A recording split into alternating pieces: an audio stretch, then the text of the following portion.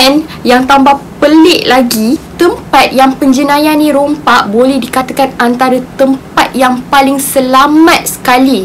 Assalamualaikum and hai korang.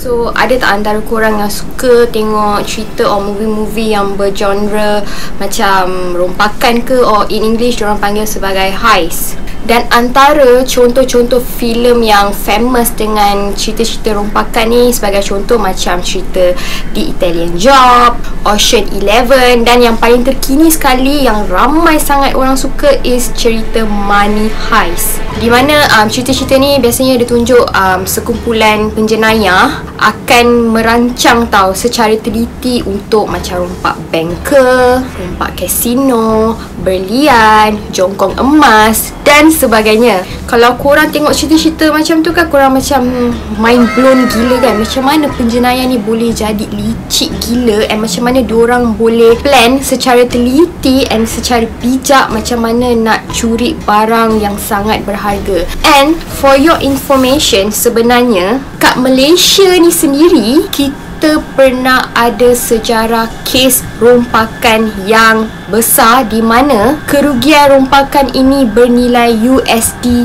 3 juta ataupun dalam Malaysia lebih kurang lebih daripada 12 juta ringgit. Dan kes ni merupakan antara kes rompakan emas yang terbesar dalam sejarah. And yang tambah pelik lagi, tempat yang penjenayah ni rompak boleh dikatakan antara tempat yang paling selamat sekali dekat Malaysia ni, iaitu dekat gudang kargo yang mempunyai kawalan keselamatan yang amat ketat, iaitu Kargo Lapangan Terbang Antarabangsa Subang. And yang lagi menarik sekali, penjenayah ni diorang lakukan rompakan tanpa sebarang senjata api pun. Sebab itulah ianya dianggap sebagai antara rompakan yang paling berani sekali kat Malaysia. Jadi kes ni bermula pada 31 Ogos pada tahun 1994, di mana seluruh rakyat Malaysia ni tengah excited nak sambut hari kemerdekaan. And time tu of course lah PDRM ni semua tengah sibuk sebab diorang nak menguruskan keselamatan majlis sambutan hari kemerdekaan tu. Tetapi cerita dia start bila persiapan polis ni terganggu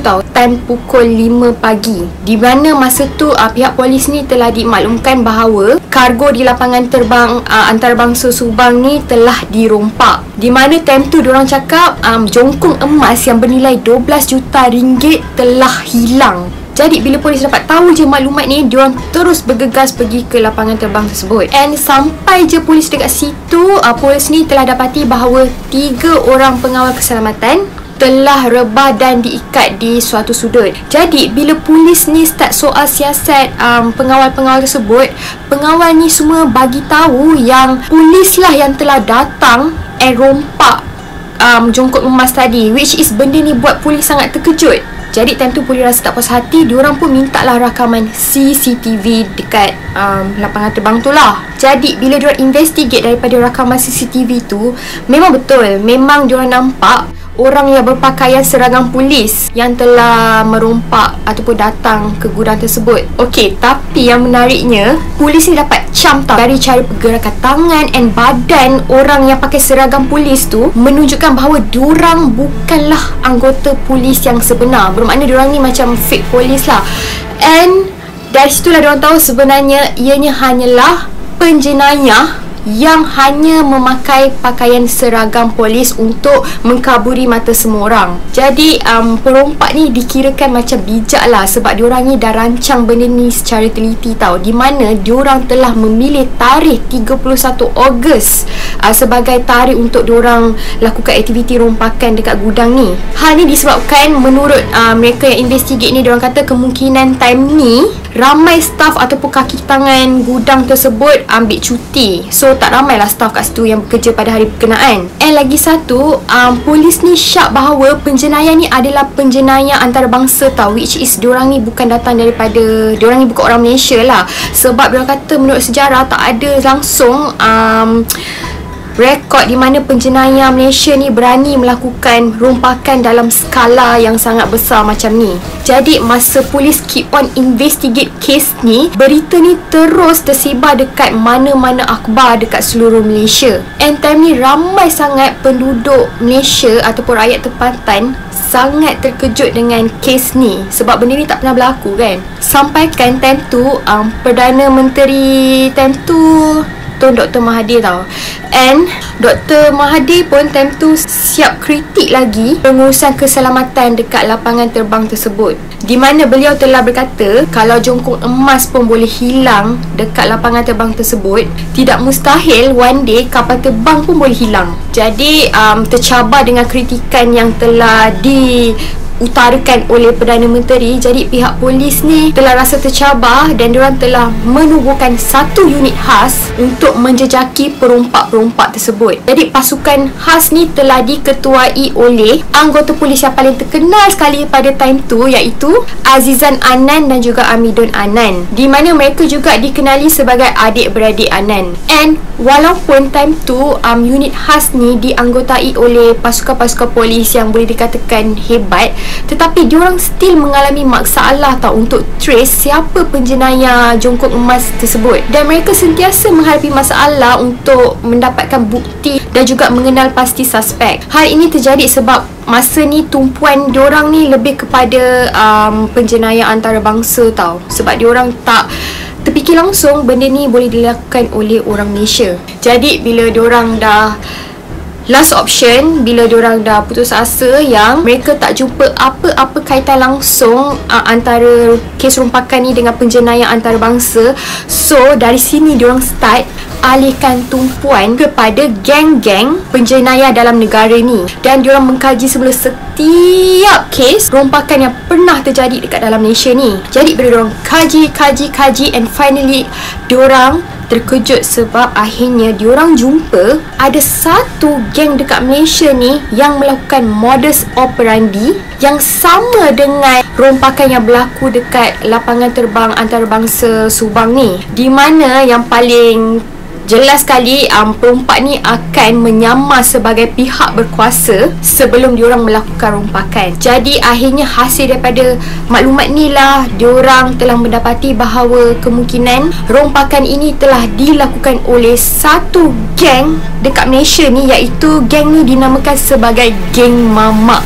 Okay, so macam mana geng ni boleh dapat nama sebagai geng mamak? Sebab masa polis-polis ni buat ataupun interview mangsa-mangsa perompak ni, mostly mangsa-mangsa ni akan cakap rupa paras perompak ni macam mamak. That's why lah diorang dapat nama sebagai geng mamak. And time tu walaupun polis ni dah confirm and dapat tahu siapa rupanya yang mencuri jongkong emas ni, tapi bukan mudah tau diorang nak tangkap penjenayah yang sangat licik ni. Jadi secara teliti Amidun dan juga pasukan-pasukan dia yang lain telah mengumpulkan profil detail mengenai ahli-ahli geng mamak ni. Jadi rupa-rupanya geng mamak ni telah dipimpin oleh 5 orang adik-beradik, iaitu yang ni lah seluruh gambar yang saya tunjuk ni. Jadi dikatakan bahawa mereka ni telah dibesarkan di Kuala Kangsar, Perak oleh ibu bapa mereka yang mempunyai darah campuran Sri Lanka dan juga Malaysia. Nak dijadikan cerita, ada juga sumber cakap macam mana adik-beradik ni 5 orang boleh jadi macam ni. Ada kata macam, saya tak tahulah betul ke tak, konon-kononnya zaman dulu mak bapak diorang ni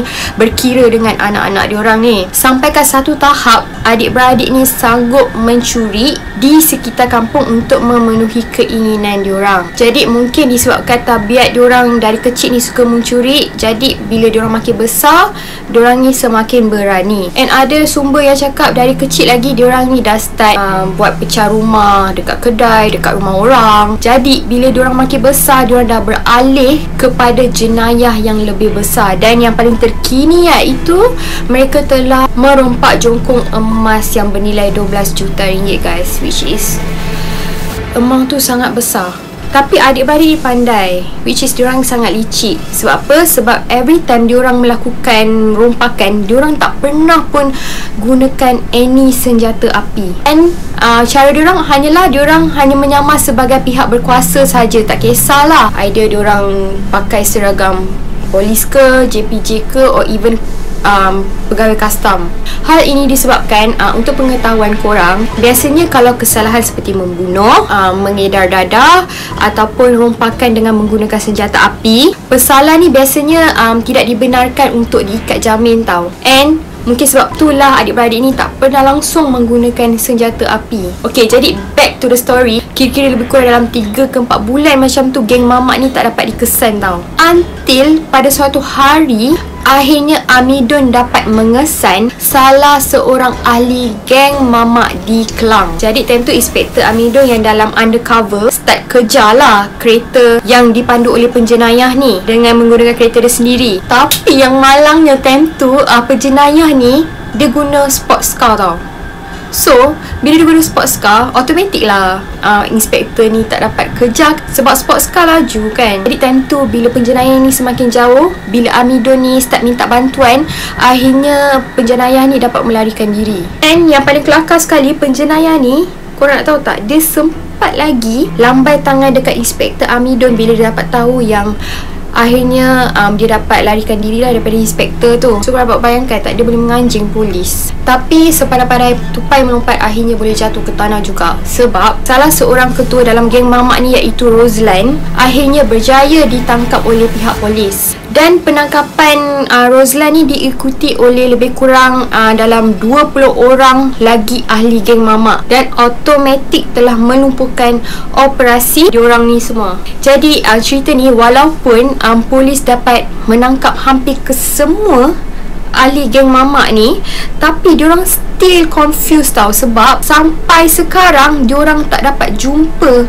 emas yang penjenayah ni rompak, which is boleh dikatakan tiba-tiba emas tu hilang. Tapi walau bagaimanapun, kes ni tetap dibawa ke Mahkamah Seksyen Petaling Jaya. And time tu, walaupun mastermind dalam kumpulan ni iaitu Sharif Abu Bakar masih bebas dan gagal dikesan. And time tu, ketika pihak pendakwa raya tengah menyediakan kes diorang ni, geng mamak ni try lagi buat satu kali percubaan untuk meloloskan diri diorang tau daripada tuduhan jenayah dengan mengupah seorang pengguam bela yang sangat top dekat Malaysia time tu. Jadi pengguam ni berjaya tau meyakinkan hakim dengan mendakwa bahawa pihak pendakwa raya mempunyai bukti yang lemah. And sebenarnya memang betul pihak berkuasa ni mengalami masalah ketika perbicaraan apabila mereka tidak mempunyai bukti tentang kesan cap jari tertuduh di tempat kejadian. Dan yang problemnya lagi apabila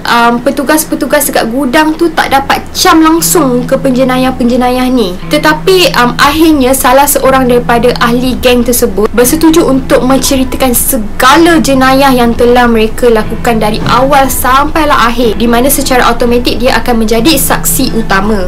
Dan disebabkan inilah mastermind dalam kumpulan ni iaitu Sharif Abu Bakar dapat ditangkap. Dan apa jadi pada jongkong emas tu, still sampai sekarang tak ada seorang pun tahu dekat mana jongkong emas tu. Tetapi menurut keterangan ketika perbicaraan ni berlangsung, mereka mengatakan bahawa sebenarnya emas ni telah dileburkan sebelum ianya dijual bagi menghilangkan kod keselamatan yang ada pada setiap jongkong tersebut. Dan nak dijadikan cerita, masa kes perbicaraan diorang ni sedang berlangsung dengan sangat hangat sekali, geng mamak ni telah berjaya outsmartkan pihak pendakwa raya di mahkamah tau. Sebab kali ni kan saksi utama yang bakal menentukan nasib penjenayah-penjenayah ni. So masalah bermula apabila saksi utama tadi hilang secara tiba-tiba tau. Sampai sekarang dia tak dapat dikesan. Dan disebabkan hal ni lah pihak mahkamah terpaksa membebaskan penjenayah-penjenayah tadi. Manakala pihak pendakwa raya dan polis pula gagal membawa saksi baru ke mahkamah ketika perbicaraan berlangsung. Tetapi